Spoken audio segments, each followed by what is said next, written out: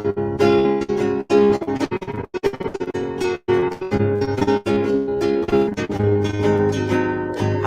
mga bata, tayo nang mag-aral sa math, walang maiiwan. Math-sayang mag-aral tayo ng math-tuto upang ika'y umasenso. Maging matyaga, maging matalino, halina't mag-aral na tayo. Maging matyaga, maging matalino, halina't mag-aral na tayo. Halina, mag-aral na tayo. Halina, halina, halina, mag-aral na tayo.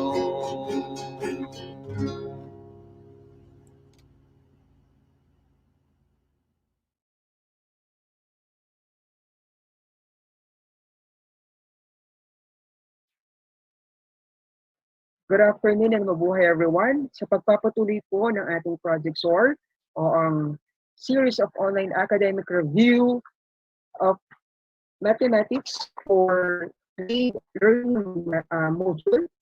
Kaninang umaga po, review lessons ang ibinahagi ko natin sa inyo from grade 7, 8, 9, 10. Okay? This time, simulan po natin ang review class natin for senior high school mathematics naman using the CLAID materials. And to start with, we shall have our general mathematics review class. Let me introduce to you our review teacher for this afternoon. She is a special science teacher at Andres Bonifacio Integrated School. BOS scholar and now rendering her second return of service at AGIS, teaching general mathematics, practical research 1 and 2, Bachelor of Science in Education, major in mathematics, graduated magna cum laude at Polytechnic University of the Philippines. Intindi. A module writer of CLAID module for practical research 2, a script writer also for broadcast instruction program. Let us all welcome mga Batang MANDunong, Miss Jeza Marie M. Alejo. Ma'am, sir po.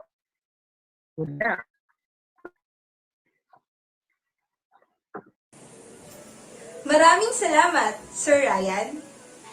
Sa ating mga magulang, mga mag-aaral, at mga guro na nanonood ngayong oras na ito, magandang hapon po. Lalong-lalo na sa aming Education Program Supervisor, Mr. Raci Rodelas, sa aming punong guro, Mr. Henry A. Sabido, sa aming Assistant to the Principal ng Junior High School, Mrs. Miraling Pandaan, sa aming Senior High School Focal Person, Bilang Christian Habilar, sa aming Mathematics Coordinator, Mrs. Maylene Tumanan, at sa lahat ng mga Batang MANDunong, magandang hapon. Welcome to Project SOAR, series of online academic review of mathematics CLAID module. I am Ma'am Jeza, a teacher from Andres Bonifacio Integrated School, and I will be your reviewer for week 2 of grade 11 General Mathematics. Bago tayo magsimula sa ating pagbabalik-aral, kinakailangan natin ihanda ang inyong mga kagamitan. Handa ang mga sinusunod: ang inyong CLAID module, ballpen, at papel na maaari ninyong gamitin sa pagsosolve. Handa na ba kayo? Kung handa na, tara na! General Mathematics, Week 2 of the Mathematics CLAID Learning Module. For this week, we are going to solve problems from Module 2A, representing real-life situations using rational functions, Module 2B, representing a rational function through its table of values, graphs, and equation, and Module 2C, finding the dominant range of a rational function. Before we start, let us first know what is a rational expression. A rational expression is an expression that can be written as a ratio of two polynomials. A rational equation is an equation involving rational expression. Look at the example. 1 over x plus 2 over 3x equals 1 over 5. A rational inequality is an equality involving rational expressions. Look at the example. Pansinin ninyo na nagkaroon na ng inequality sign. And the last one, a rational function. A function of the form x is equal to p of x over q of x, where p of x and q of x are polynomial functions and q of x is not the zero function. Look at the example.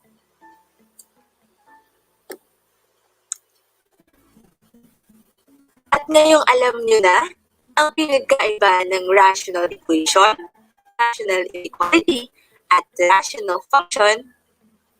Determine whether the given is a rational function, a rational equation, a rational inequality, or none of this. Handa na ba kayo?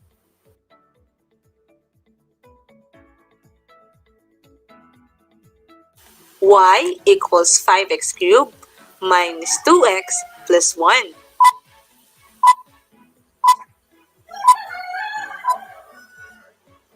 What is your answer? The answer is none of this. This example is just a polynomial function. Next, 8 over x minus 8 is equal to x over 2x minus 1.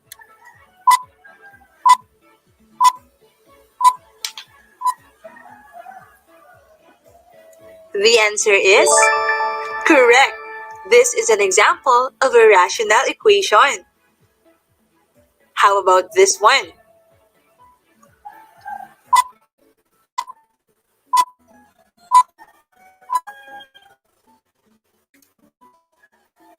This is an example of a rational inequality. Very good.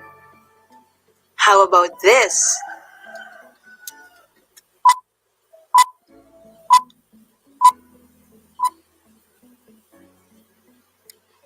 Ito naman ay isang halimbawa ng rational function. Tama. This time, let us now solve rational equations. Solve for x.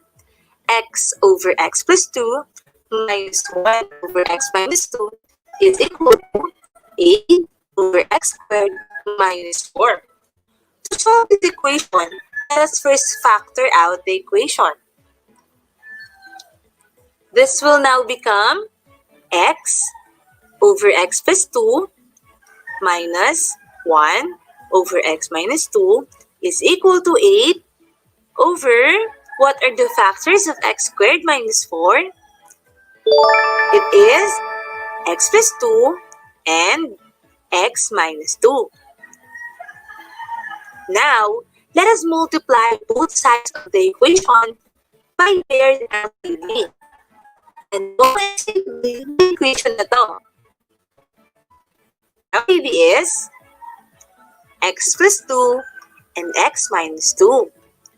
So, let us now multiply x plus 2, x minus 2, and on the left side, let's multiply with x plus 2 and x minus 2. Alright? So, on the first term, if we multiply the LCD, ang matitira na lamang ay, alright, makakross out si x plus 2, kaya nagiging x times x minus 2. Okay, the sign. How about on the second term? If we multiply the LCD, makakross out si x minus 2. Anong matitira? Tama, si x plus 2. Equals, how about on this one? Ano ang makakross out? Very good. So, makakross out sila. Therefore, ang natira na lang ay 8. So, let us now distribute x times x minus 2. X times x is x squared. X times negative 2 equals negative 2x. And then this will now become negative x, negative 2 equals 8.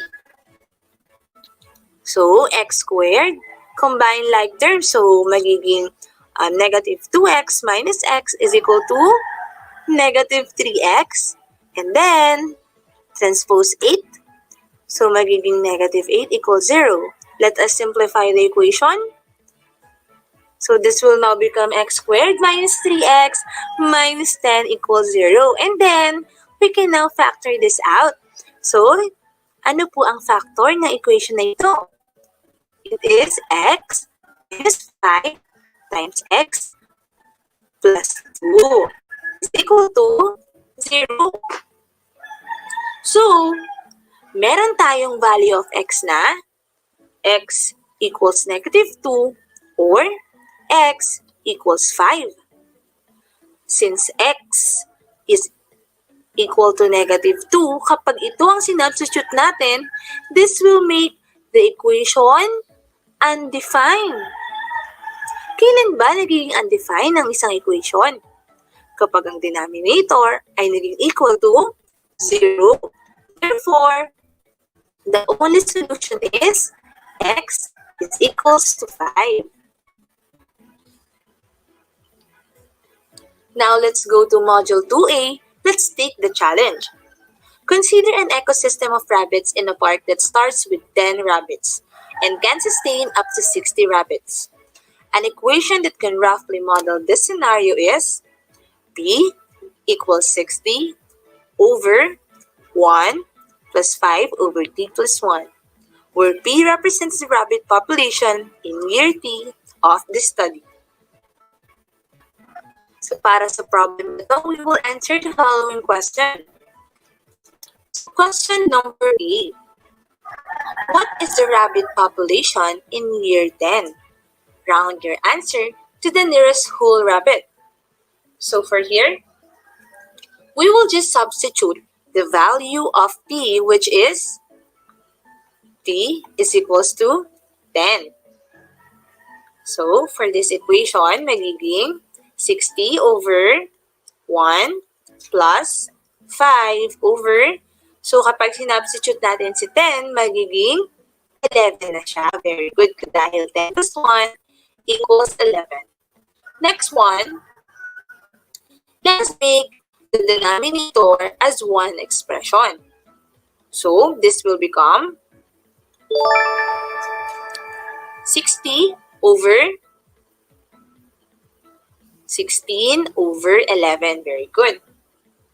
Next, let us multiply the equation by 16 over 11.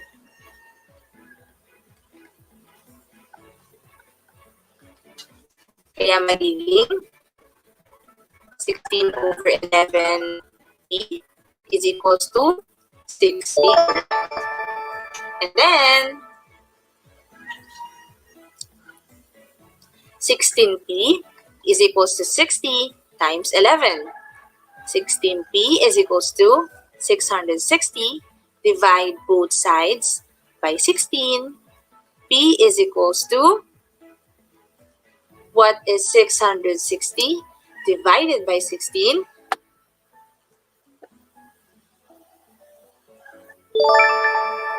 660 divided by 16 is equal to 41.25.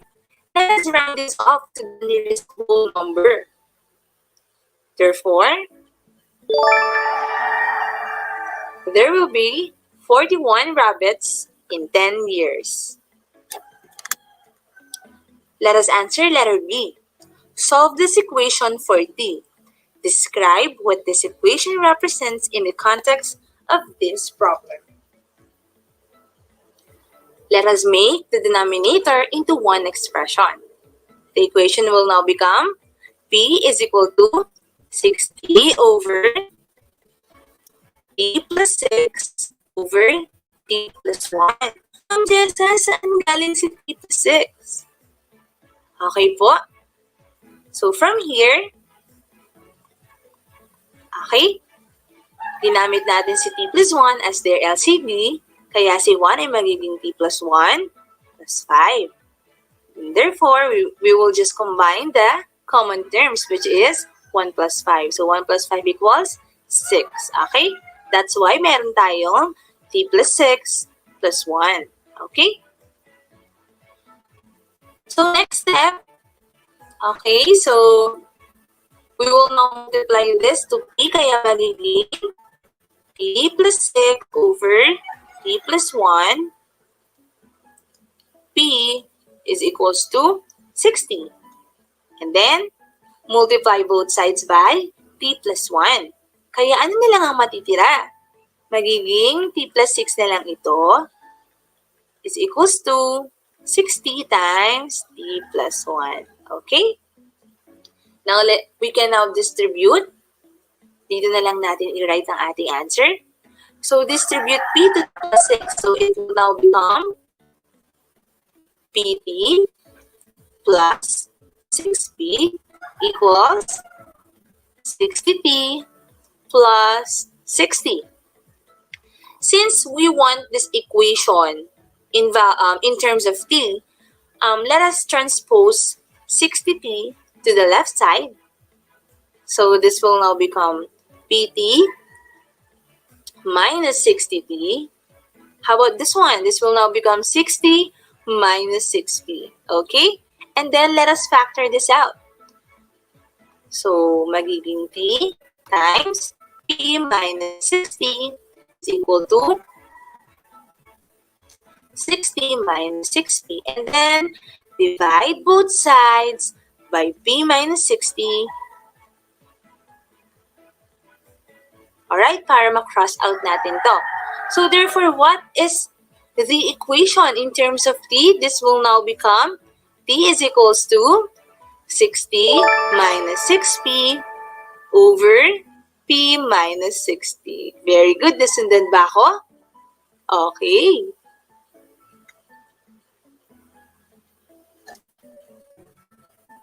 Letter C. At what time does the population reach 50 rabbits? So, ang tinatanong dito, ilang taon kaya ang darating bago magkaroon ng 50 rabbits? So, tamang-tama dahil sa letter B, sinolve natin ang equation in terms of x. Naalala niyo ba kung ano yung equation na yon? That is, P is equal to 60 minus 6P over P minus 60, correct? Where P is the population of rabbits. Therefore, P is equals to 50. Pwede ba tayong mag-substitute? Pwede na. So, 60 minus 6 times 50 all over 50 minus 60. Okay? Compute na natin. 60 minus, what is 6 times 50? 6 times 50 is equal to 300. Tama. How about the denominator? What is 50 minus 60? That is negative 10, correct? And then, what is 60 minus 300? That is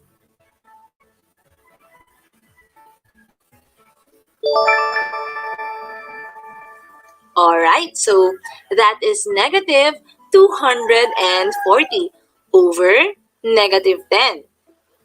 So what is negative 240 divided by negative 10? The answer is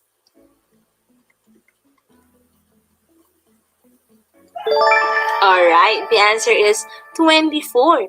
T is equals to 24. Therefore, the rabbit population is 50 in year 24 of the study.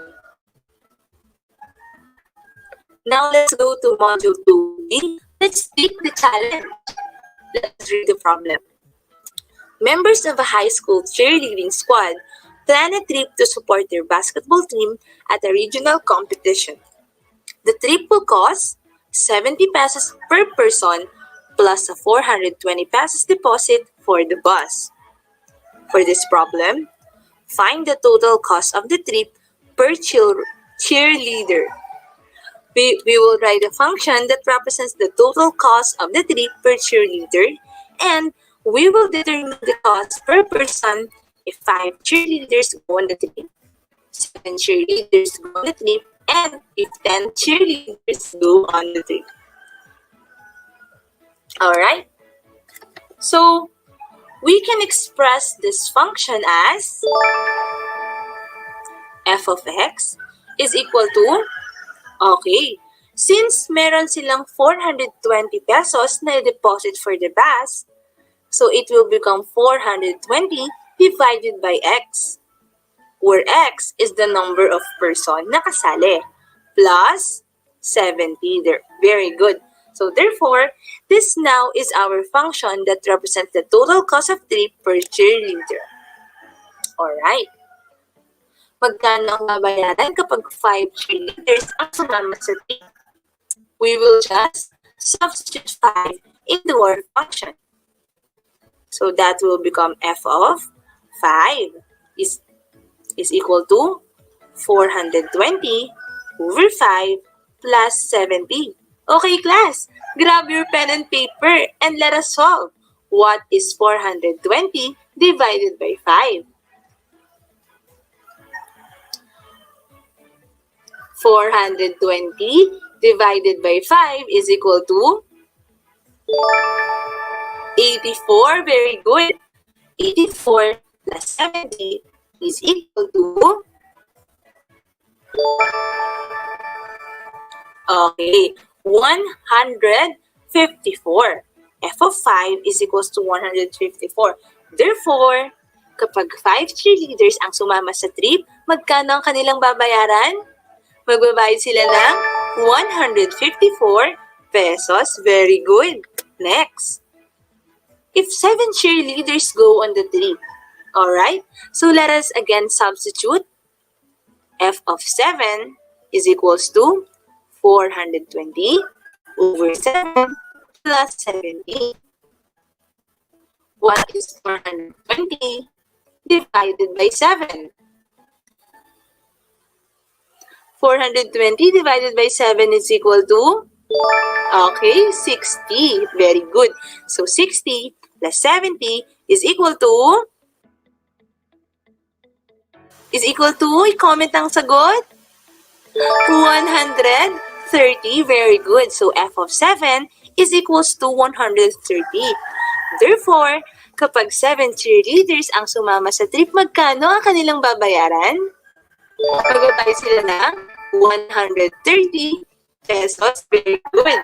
And the last question, kapag 10 cheerleaders ang sumama sa trip, alright? So this will now become f of 10 is equal to 420 over 10 plus 70. Okay, what is 420 divided by 10? It is 42. Very good. Plus 70. Now, what is 42 plus 70? It is, okay, so 7 of 10 is equal to 112. Ibig sabihin, kapag 10 cheerleaders ang sumama sa trip, magkano ang kanilang babayaran? Alright, magbabayad sila ng 112 pesos. Very good. What have you learned this week, class? Ano ang natutunan ninyo sa General Mathematics ngayong ikalawang linggo? I-comment ang inyong mga sagot at gusto naming mabasa yan.